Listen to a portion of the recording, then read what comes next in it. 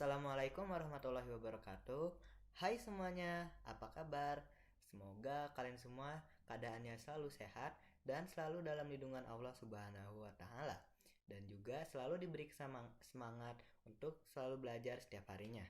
Nah, teman-teman, pada video kali ini kami akan membahas tentang salah satu topik yang sangat penting khususnya dalam kehidupan seorang muslim, yaitu syirik. Nah, syirik itu adalah sebuah perbuatan yang bukan hanya berbahaya teman-teman, tetapi juga salah satu dosa terbesar dalam Islam. Nah, kenapa sih kita perlu ngebahas syirik? Nah, jadi gini teman-teman, terkadang kita dalam kehidupan sehari-hari melakukan sebuah perbuatan yang terkadang perbuatan tersebut dapat menjurus kepada syirik kecil, atau bahkan lebih buruknya bisa ke dalam syirik besar. Nah, tentunya itu bukan hal yang kita inginkan dong. Nah, makanya teman-teman, dalam video kali ini kita bakal ngebantu teman-teman semua untuk yang pertama, memahami definisi dari syirik itu sendiri. Yang kedua, jenis-jenis syirik. Dan yang ketiga, pencegahan dan konsekuensi dari syirik itu sendiri. Yang keempat, untuk supaya kita dapat lebih mudah untuk memahami materi syirik ini, maka akan kita berikan kesimpulan di akhir. Nah, sebelum kita memulai presentasi kami, kita yang pertama akan mengenalkan anggota-anggota kelompok kami terlebih dahulu. Yang pertama ada saya sendiri, Zafran Abdurrahman. Yang kedua ada Farden Kinandale. Yang ketiga yaitu Zulfa Dia Diandra. Nah, kami berharap teman-teman dari video ini dapat menambah wawasan kita terhadap materi syirik, dan juga menjadi sebagai rujukan kita, serta selalu menjadi pengingat bagi kalian semua dan bagi kami sendiri. Silahkan disimak ya teman-teman. Nah, sekarang saya akan bahas tentang apa itu syirik. Kalian tahu gak sih apa itu syirik? Syirik adalah tindakan atau keyakinan yang menyekutukan Allah dengan sesuatu atau seorang selainnya dalam hal ibadah atau pengabdian. Misalnya, orang berkeyakinan kepada berhala, matahari, kuburan, dan yang lainnya. Ini berarti menyamakan Allah dengan makhluknya atau memberikan sifat-sifat keilahian kepada selain Allah. Oke, selanjutnya kita akan masuk ke dalil tentang syirik.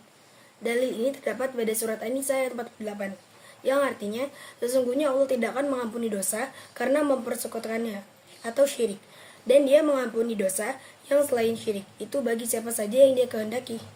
Barang siapa mempersekutukan Allah, maka sungguh dia telah berbuat dosa yang sangat besar. Kita bakal masuk ke jenis-jenis syirik.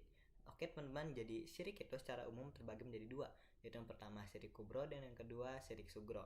Nah, kita bakal mulai dari membahas syirik kubro dulu. Apa itu syirik kubro? Jadi syirik kubro apabila kita terjemahkan ke dalam bahasa Indonesia, dia memiliki makna syirik besar. Nah, maksudnya apa? Jadi syirik besar itu merupakan perbuatan syirik yang amat sangat berbahaya. Mengapa berbahaya? Karena Allah sendiri mengancam dengan firman-Nya seperti ini. Apabila seseorang melakukan perbuatan syirik besar, lalu kemudian dia tidak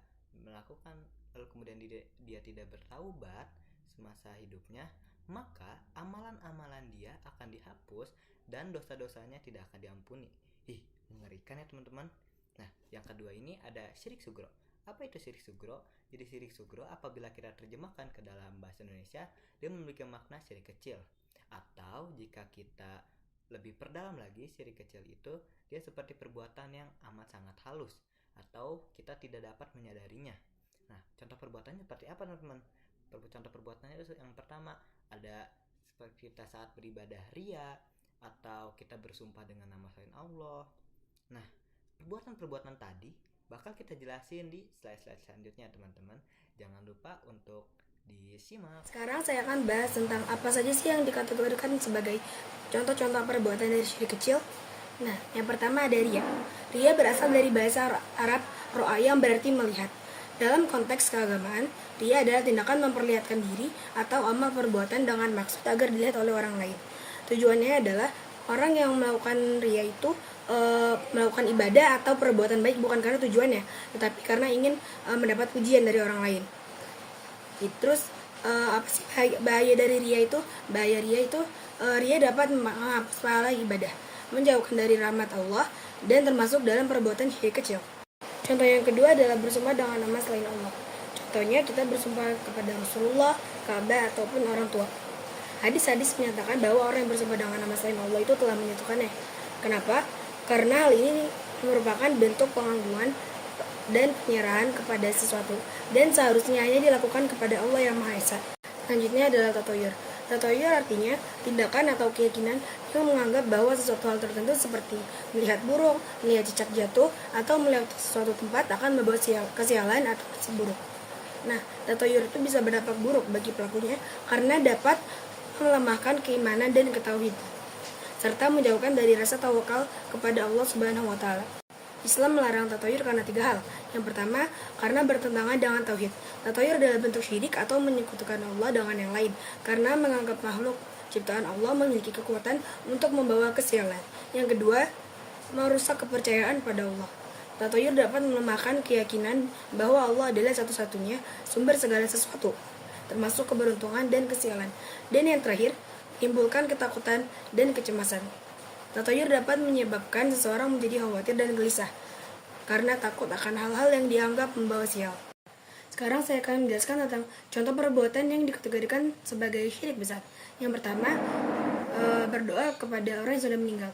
Berdoa kepada orang yang sudah meninggal termasuk dalam syirik besar karena perbuatan tersebut menyamakan makhluk dengan Allah dalam hal yang menjadi kekhususannya, yaitu dalam masalah doa dan permintaan pertolongan dalam perkara gaib. Doa adalah ibadah yang hanya boleh ditujukan kepada Allah. Dalam Islam, doa adalah bentuk ibadah tertinggi. Dan orang mati tidak bisa mendengar atau mengabulkan doa. Orang yang telah meninggal tidak lagi memiliki kekuasaan, tidak bisa mendengar, menjawab atau menolong. Nah, syirik besar itu bisa mengeluarkan dari Islam jika dilakukan dengan ilmu dan keyakinan. Jika seseorang sadar bahwa berdoa kepada selain Allah adalah syirik besar, namun dia tetap melakukannya, maka itu adalah syirik akbar yang membatalkan keislaman seseorang. Contoh yang kedua adalah menyembah kepada selain Allah. Menyembah kepada selain Allah hukumnya haram dan merupakan dosa besar. Ini karena syirik merupakan tindakan menyekutukan Allah dengan sesuatu atau seorang lain dalam ibadah atau pengabdian. Nah, contohnya dia menyembah kepada selain Allah tuh, misalnya dia menyembah berhala, matahari, kuburan, dan yang lainnya. Sesungguhnya Allah tidak akan mengampuni dosa syirik, atau apalagi syirik besar. Dia mengampuni segala dosa yang lain selain dari syirik, bagi siapa yang dikehendakinya. Contoh yang ketiga adalah mendatangi dukun. Mendatangi dukun dan mempercayai mereka termasuk ke dalam syirik besar dan dilarang dalam Islam. Menentang kebenaran tentang Allah yang Maha Mengetahui dan dapat menyebabkan dampak yang merugikan bagi diri sendiri maupun orang lain. Umat Islam disarankan untuk bertawakal kepada Allah dan menghindari tindakan yang bertentangan dengan ajaran Islam, termasuk mempercayai dukun atau peramal. Contoh yang keempat adalah menyatakan sesuatu yang hanya Allah yang tahu. Allah memiliki pengetahuan yang tak terbatas dan Maha mengetahui segala sesuatu, baik yang nampak maupun yang tersembunyi. Allah mengetahui segala peristiwa yang terjadi dalam semesta dengan detail, termasuk hal-hal yang tidak diketahui oleh manusia. Misalnya Allah tahu kapan hari kiamat, Allah tahu kapan hujan, dan yang lainnya. Tidak seorang pun mengetahui apa yang akan diperbuat oleh Allah besok, dan tidak seorang pun mengetahui di bumi mana dia akan mati. Sesungguhnya Allah Maha mengetahui lagi Maha mengenal. Nah, contoh yang terakhir adalah menakuti makhluk selain Allah. Menakuti makhluk selain Allah, terutama jin atau hantu, adalah perilaku syirik yang harus dihindari. Rasa takut yang wajar adalah alami manusiawi, tetapi rasa takut yang menyebabkan seseorang memohon perlindungan atau bantuan kepada jin atau hantu adalah bentuk syirik. Nah, solusi dari rasa takut ini adalah dengan memperkuat keimanan pada Allah Subhanahu wa Ta'ala, berdoa, berzikir, dan menghindari tempat-tempat yang menakutkan. Bismillah, langsung aja ke cara menghindari perbuatan syirik. Jadi, syirik adalah menyekutukan Allah dengan sesuatu dalam hal yang menjadi kekhususan Allah, seperti ibadah, doa, atau keyakinan. Ini adalah dosa terbesar dalam Islam. Agar terhindar dari syirik, berikut beberapa langkah yang kita bisa lakukan. Yang pertama, menuntut ilmu agama dengan benar. Pelajari akikah yang lurus dari sumber yang sahih, Al-Quran dan hadis. Ilmu akan menyelamatkan kita dari keyakinan dan praktik yang menyimpang. Yang kedua, memperkuat keimanan kepada Allah Subhanahu wa Ta'ala. Selalu meyakini bahwa Allah hanya Allah yang berhak disembah dan hanya kepadanya kita bergantung. Semakin kuat iman kita, semakin kecil kemungkinan kita tergelincir dalam syirik. Yang ketiga, menjauhi tempat dan praktik yang mengandung kesyirikan seperti dukun, jimat-jimat, ramalan, atau ritual-ritual yang tidak ada tuntunannya dalam Islam. Yang keempat, bersahabat dengan orang-orang soleh, lingkungan yang baik membantu kita menjaga tauhid dan menjauhkan dari praktik syirik. Yang kelima, selalu introspeksi diri dan berdoa agar dijauhkan dari syirik. Bahkan Nabi Ibrahim pun berdoa agar dirinya dan keturunannya dijauhkan dari menyembah berhala. Quran Surah Ibrahim ayat 35. Maka kita pun harus lebih berhati-hati. Lalu, bagaimana bila sudah terlanjur? Hal apa yang dapat kita lakukan? Yang pertama adalah memohon ampunan kepada Allah Subhanahu wa taala. Yang kedua, berjanji tidak akan mengulanginya lagi. Yang ketiga, meninggalkan perbuatan syirik tersebut dan menyesali dengan tulus. Dan konsekuensinya jika tidak bertaubat dari syirik. Oke, jadi jika seorang yang melakukan syirik dan tidak bertaubat hingga ajal menjemputnya, maka konsekuensinya sangat berat. Yang pertama, dosa syirik yang tidak akan diampuni oleh Allah. Jika tidak disertai tobat sebelum mati, dosa tidak akan diampuni. Jadi Quran Surat An-Nisa ayat 48. Yang kedua, amalan yang dilakukan menjadi sia-sia, tidak diterima Allah Subhanahu wa taala di Quran surah Az-Zumar ayat 65. Dan yang terakhir, di akhirat akan kekal di neraka tanpa harapan untuk keluar di Quran surah Al-Maidah ayat 72. Nauzubillahi min dzalik. Semoga Allah melindungi kita semua dari kesyirikan besar maupun kecil. Dan di sini aku akan menjelaskan sedikit kesimpulan.